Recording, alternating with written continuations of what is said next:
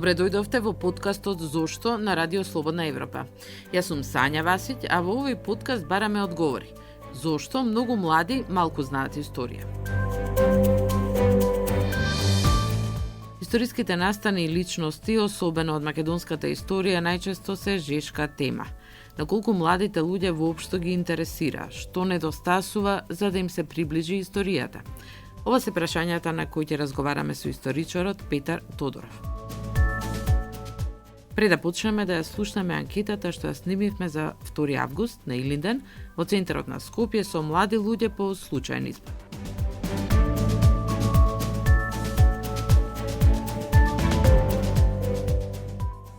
Зошто го празнуваме 2 август? Илинденско восстание. Што друго ти значи тој датум? Празник на државата, како да кажем. Се формирала Македонската република. На која година? Тоа не знам. Пошто е ден на... Што беше Илинден, нели? Крушево, нели? Имаше борба за Македонија, за самостанност, Илинденското восстание, за самостојувањето на Македонија. Знам дека празник Свети Илија, дека тогаш тргнало Илинденското восстание кон Крушево и дека тогаш ги испрегат конјаниците, тогаш стигнуваат во Крушево. Која година се случило Илинденското восстание? 1903. Македонскиот празник Илинден, кој што го означува првата за македонците за нивната слобода под турското робство каде што биле, од 500 години кое што траело. За кој што бугарите викаат дека било па нивно, ама не е па нив. Македонското ослободително движење, нели? Која година? И тоа не знам да ви кажам искрено. На 2 август Прохор Пчински беше, мислам, нека одржано, 1944, ако помнам добро.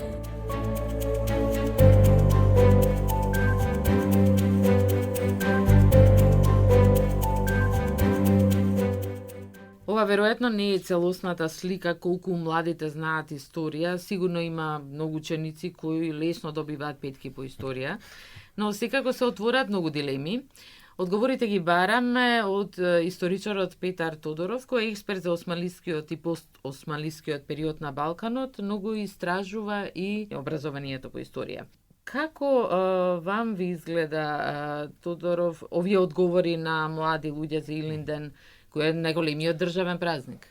Тоа што го гледаме преку овој пример, нели?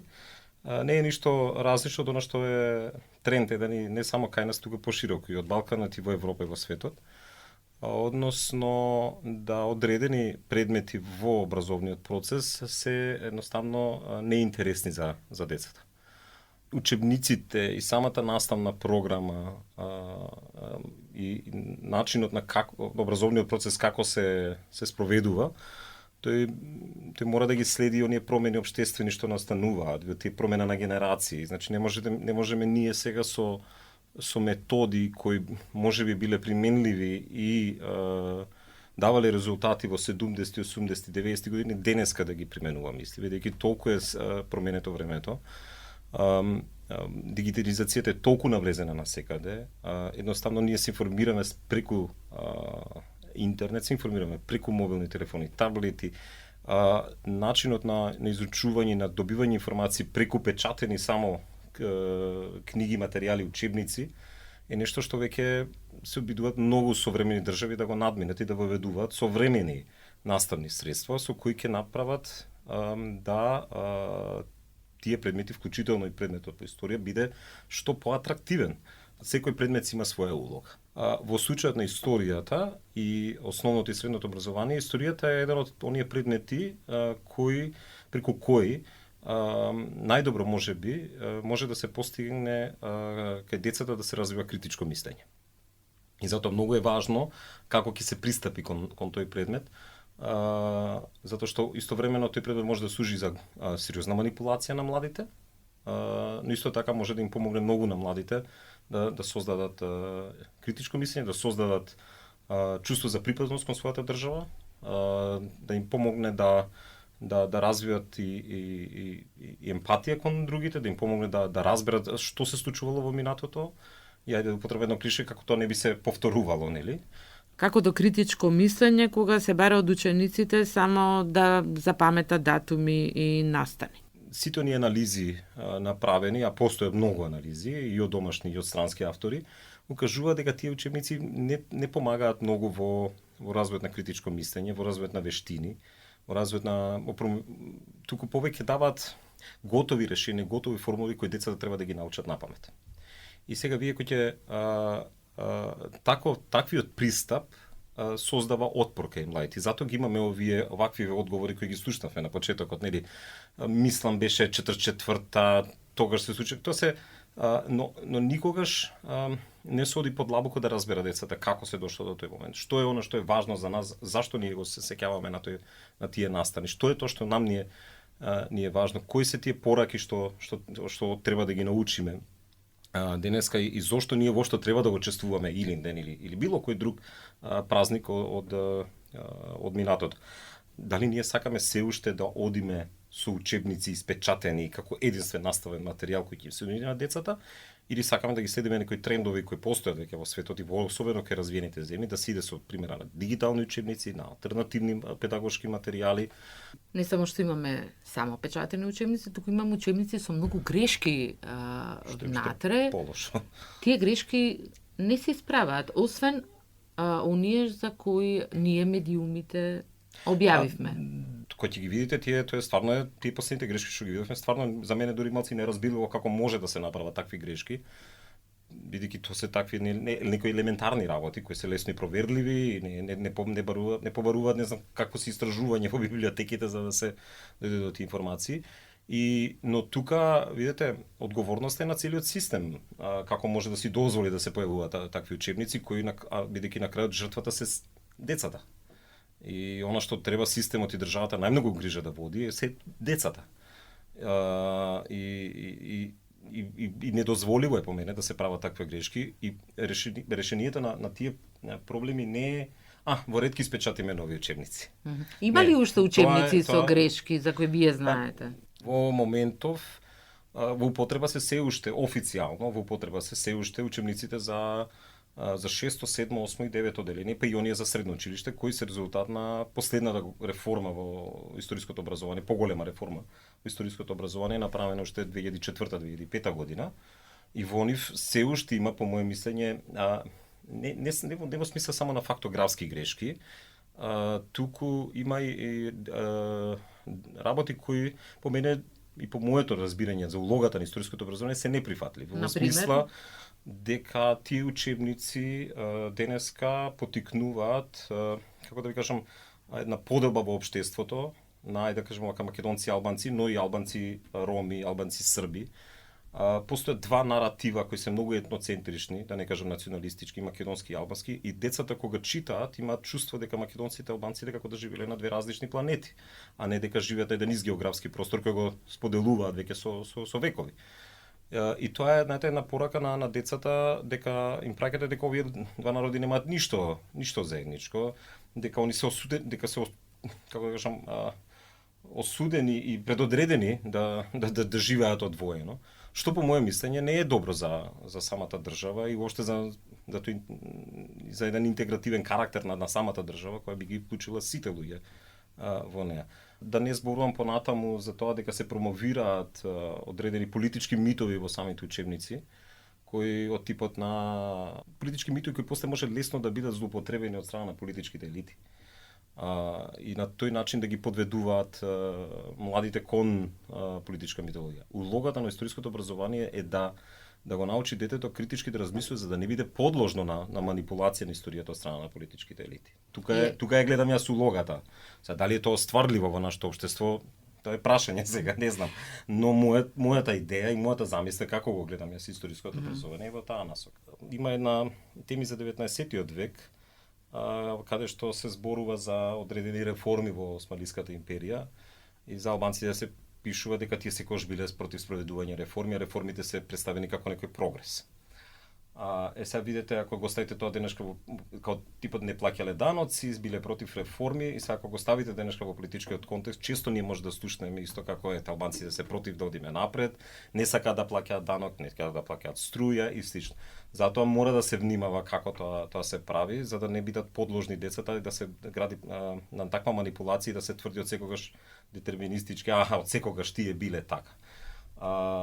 Исто така во албанскиот наратив во учебниците има сериозни проблеми во однос на тоа како се представуваат србите, на пример, и која е нивната улога во историјата на албанците, и тоа исто така е неприфатливо, бидејќи во оваа држава и Срби живеат, не живеат само македонци и албанци. И затоа мислам дека е многу важно како се пристапува кон овие проблеми, затоа што историјата не треба да ни биде основа за да создаваме или да ги одржуваме постојните конфликти и спорови, туку да видиме, да разбереме како тие да не ни се, повторно ќе кажам, како тие повторно да не ни се случуваат. Дали младите сакаат да дебатираат за историја со оглед дека како држава ние дебатираме со соседите Бугарија, Грција за историјата, иако не по своја волја? Дали како општество треба да се решиме ние и како општество и самите политички елити да се решат зашто им служи историјата. Знаете, историјата не можете да ја светете само на политичка историја. Моментално, можеби 80% од наставните единици и содржини се однесуваат на политичка историја и тоа е објаснување на оно изјавил таму нешто, тој направил такво, била таму борба, таму било војна, значи све е политичка историја. Политичката историја е секако важна, но не можете да оставите историјата само на да гледате низ призма на политичка историја. На децата многу им се, оно што имам јас искуство, барем како кога сум учествувал на обуки или пак сум извршувал обуки со деца, дури и настани кои се политички или војна историја на децата може да им се направат да бидат многу поинтересни и да бидат привлечни децата да научат нешто за тоа. Но прашање е на тоа како ќе се пристапи, кои теми ќе се обработат. Да кажеме, пример да земеме од историјата на Првата светска војна, кај нас она е представена само фронтови, таа страна, оваа страна, толку војска, онолку војска се испотепале, така завршило, подпишан мир, такви се новите граници после војната. А ако ги земете убаво да разгледате историјата на Првата светска војна, ќе видите многу добро дека таму има многу интересни теми кои се однесуваат на секојдневниот живот на луѓето.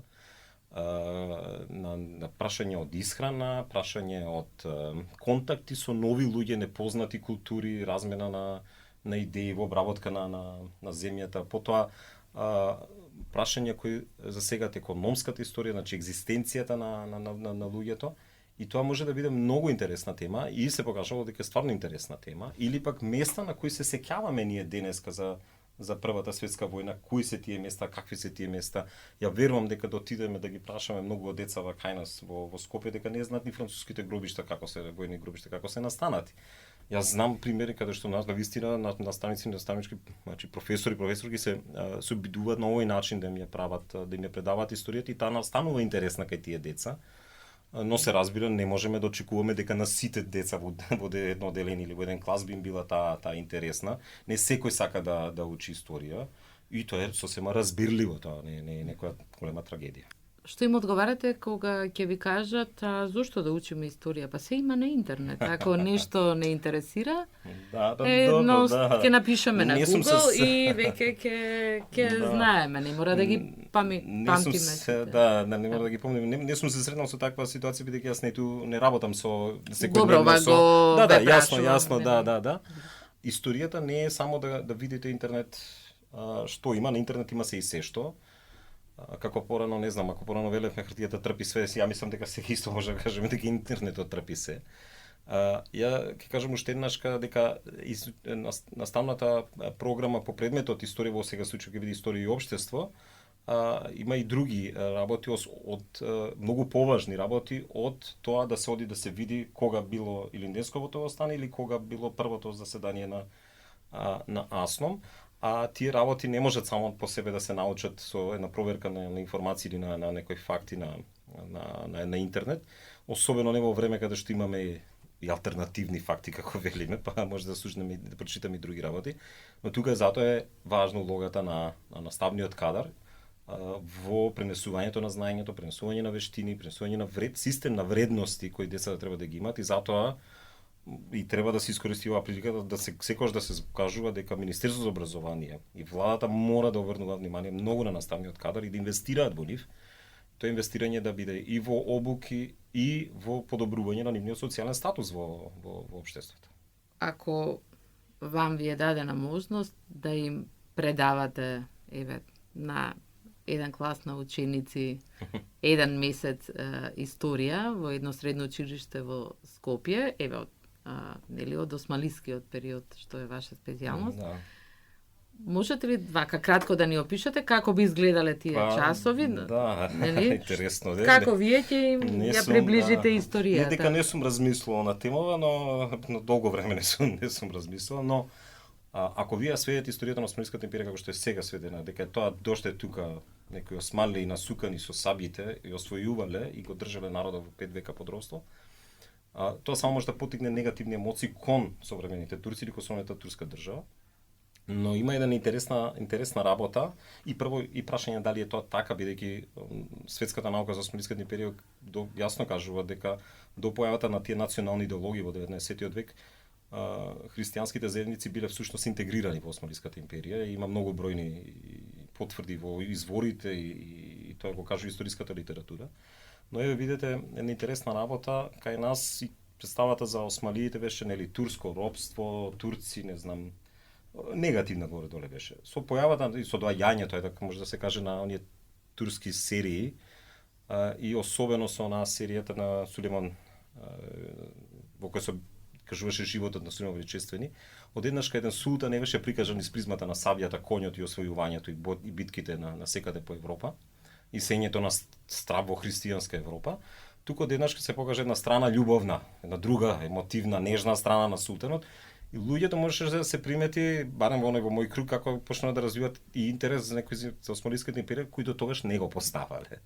И сега сведете го тој на децата, сега не зборувам јас дека треба на децата да им се изучува љубовниот живот на султанот Сулейман, таа работа, но она што ви кажувам, на пример, дали децата знаат зашто ние јадеме ориз денеска, или на пример за прашањето на тутунот како е дојден и постоењето на кафичите денес што ги велиме кафеани или на праксата да се војде кај нас во кафехане, да се пие кафе, да се пие чај во затворени простори или постоењето на безвестен кој може да се каже дека ајде наликува на современите молови каде што денеска сите трчаме да влеземе, нели.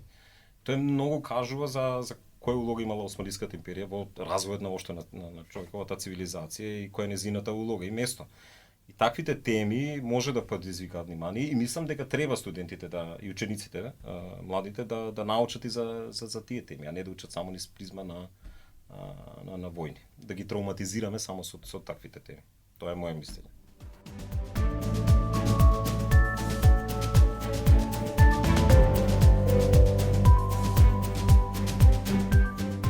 Тука е крајот на овој подкаст Зошто на Радио Слободна Европа. Пишувајте ни на нашиот профил на социјалните мрежи кои теми вие сакате да ги отвориме. Јас сум Сања Васич. Слушајте го пак подкастот Зошто на нашиот сајт slobodnaevropa.mk, на нашите социјални мрежи, како и на Spotify, на Google подкасти и iTunes.